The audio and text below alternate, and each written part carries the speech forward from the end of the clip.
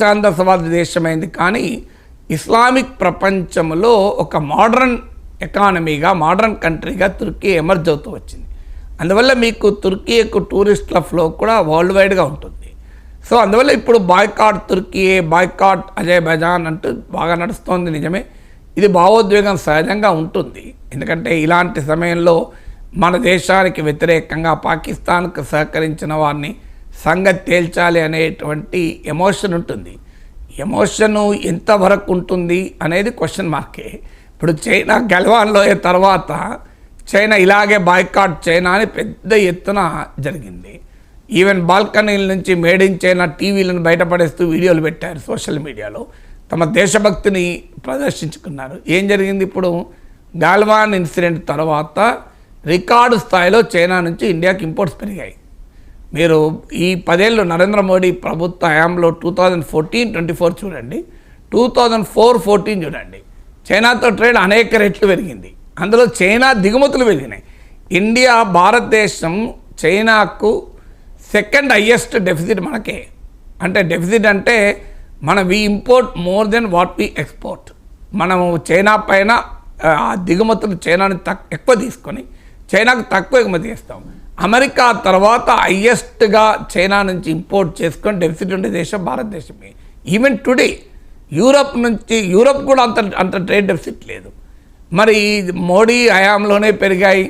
గాల్వాన్లో incident తర్వాత కూడా పెరిగింది. మీరు లెక్కలు తీయండి. ఇమీడియట్గా గాల్వాన్ ఇన్సిడెంట్ జరిగాక కొంతసేపు ఎమోషన్ మీకు గుర్తుండే ఉంటుంది. ఈవెన్ యాప్లను కూడా బ్యాన్ చేశారు. ఈవెన్ ఐపీఎల్కు స్పాన్సర్ చేసే యాప్ను కూడా ఆ కంపెనీలు కూడా మారిపోయాయి. అంటే మళ్ళీ అవే చైనీస్ కంపెనీలు ఇండైరెక్ట్గా వచ్చాయి కొన్ని. మీకు ఆ రోజుల్లో ఆర్నబ్ గోస్వామి షో చైనా పైన భయంకరంగా విరుచుకుపడుతూ అంతు చూస్తాం చైనా అంటూ దేశభక్తిని వీరోచితంగా ప్రదర్శించాడు. ఇంట్రెస్టింగ్ ఏంటంటే ఆ మధ్యలో బ్రేక్ టైంలో this program is sponsored by అని వస్తుంది కదా, అది చైనీస్ కంపెనీ. సో అది ఆర్నబ్ గోస్వామి చాలా ఎంబరాస్ కావాల్సి వచ్చింది. So Chinese company sponsored show అది. దానికి యాంటీ చైనా తనను మించిన దేశభక్తులు లేదంటూ ఆర్నబ్ గోస్వామి వీరావేశం ప్రదర్శిస్తే సోషల్ మీడియాలో పెద్ద అటాక్ జరిగితే ఆఖరికి ఆ చైనీస్ కంపెనీ అడ్వర్టైజ్మెంట్ తీసేశారు. ఈవెన్ మీకు మన ప్రభుత్వం ప్రమోట్ చేసే చాలా కంపెనీలలో కూడా చైనీస్ ఇన్వెస్ట్మెంట్ ఉంటుంది. సో అంతా మరి ఏమైంది మన యాంటీ చైనా? మరి చైనా ఎక్కడ పోయింది? సో వెరీ బాయ్కాట్ చైనా ఎక్కడ పోయింది? ఈవెన్ ఇప్పుడు పాకిస్తాన్తో కూడా చైనా లింక్ ఉంది కదా. మరి ఇప్పుడైనా మనం చైనాని బాయ్కాట్ చేస్తున్నామా? ఎందుకు బాయ్కాట్ చేయడం లేదు? చైనా పైన అంత డిపెండెన్స్ ఎందుకు? ఇప్పుడు ఉదాహరణకు మన ఫార్మా ఇండస్ట్రీలో వాడే యాక్టివ్ ఫార్మాసిటికల్ ఇంగ్రీడియంట్స్, ఏపీఐలు అంటారు. అంటే రా మెటీరియల్ కావచ్చు, ఇంటర్మీడియట్ కావచ్చు, 80% చైనా నుంచే వస్తాయి. కరోనా టైంలో చైనా ఫ్యాక్టరీలు మూతపెడితే మన పారాసిటమాల్, అజిత్రోమైసిన్ లాంటి సింపుల్ డ్రగ్స్ ధరలు కూడా పెరిగాయి. ఆఖరికి మన పారాసిటమాల్, అజిత్రోమైసిన్ సంబంధించిన ఏపీఐ కూడా చైనా నుంచి వస్తాయి. ఎందుకు వస్తాయి? దానికి కారణం ప్రజల్లోనే ఈ దేశభక్తి. కార్పొరేట్లలో ఉండదు. కార్పొరేట్లు ఏం చేస్తాయి? ఎక్కడ చీప్ అయితే అక్కడ కొనుక్కొచ్చుకుంటారు రా మెటీరియల్. ఇండియాలో ఒకప్పుడు ఏపీఐలు తయారయ్యేవి. ఇండియాలో ఏపీఐల కన్నా చైనా నుంచి ఏపీఐ తెచ్చుకుంటే చీప్ అయింది. అంటే ఇప్పుడు పారాసిటమాల్ ట్యాబ్లెట్ కావాలంటే ఒక 2 కిలోల ముద్ద పట్టుకొస్తారు చైనా నుంచి. దాన్ని చిన్న చిన్న ట్యాబ్లెట్గా మార్చి ఇక్కడ అమ్ముతారు. ఆ ముద్ద తయారు చేయాలి ఇండియాలో అంటే ఎక్కువ కాస్ట్, చైనా నుంచి చీప్ వస్తుంది. అంటే మరి చైనా భారతీయ కంపెనీలకు ఏంటి దేశభక్తి ఎక్కడ పోయింది? అవన్నీ మనకు ఉపన్యాసాలు ఇవ్వడానికి మనకి వస్తుంది. లాభాలు వస్తాయి కనుక చైనా నుంచి తెచ్చుకుంటారు. అందువల్ల కంపెనీలు ఇప్పుడు పహల్గాం దాడి తర్వాత ఏం చేశారు మన ఎయిర్లైన్ కంపెనీలు? 6,000 ఉన్నటువంటి ఎయిర్ ఛార్జర్ను 60,000 చేయలేదు. దేశభక్తి ఎంత బ్రహ్మాండంగా ప్రదర్శించారు. సో అందువల్ల ఇది మనకు చెప్తారు, ప్రజలకు మాత్రమే దేశభక్తి, కార్పొరేట్లకు ఉండవా? మరి చైనా కంపెనీలతో ఇన్వెస్ట్మెంట్ ఆపాలి, జాయింట్ వెంచర్లు ఆపాలి, చైనా నుంచి దిగుమతులు ఆపాలి ఫస్ట్. ఎందుకంటే చీప్ ఇంపోర్ట్స్ అవి మన దేశ ప్రొడక్షన్ దెబ్బతీస్తున్నాయి. ఎందుకు మరి నరేంద్ర మోడీ ప్రభుత్వమే చైనా నుంచి ఆపడం లేదు? మనం కోరుకునేది ఏంటి? అసలు అజర్బైజాన్, తుర్కీ ఏంటండి చిన్న దేశాలు. పాకిస్తాన్కు సప్లై చేసే ఆయుధాలలో 81% చైనాయే.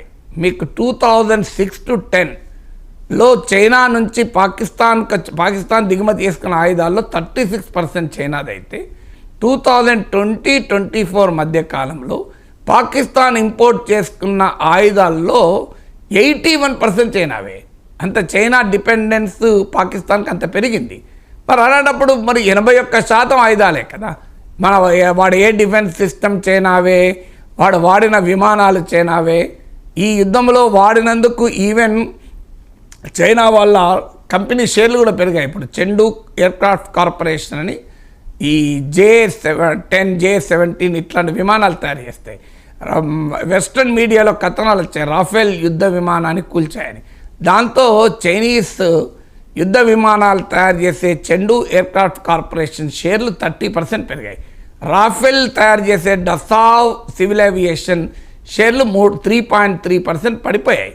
$373.8 నుంచి $362.05 పడిపోయింది. సో ఎందుకంటే వెస్ట్రన్ మీడియా, అమెరికన్ మీడియా ప్రత్యేకించి రాఫెల్ యుద్ధ విమానం కూలిన వార్తను పెద్ద ఎత్తున కవర్ చేశారు. ఎందుకు కవర్ చేశారంటే అందులో కూడా వాళ్ళ ఆర్థిక ప్రయోజనాలే. ఎందుకంటే రాఫెల్ను ఫ్రెంచ్ కంపెనీ డసావ్ ఏవియేషన్ తయారు చేస్తుంది.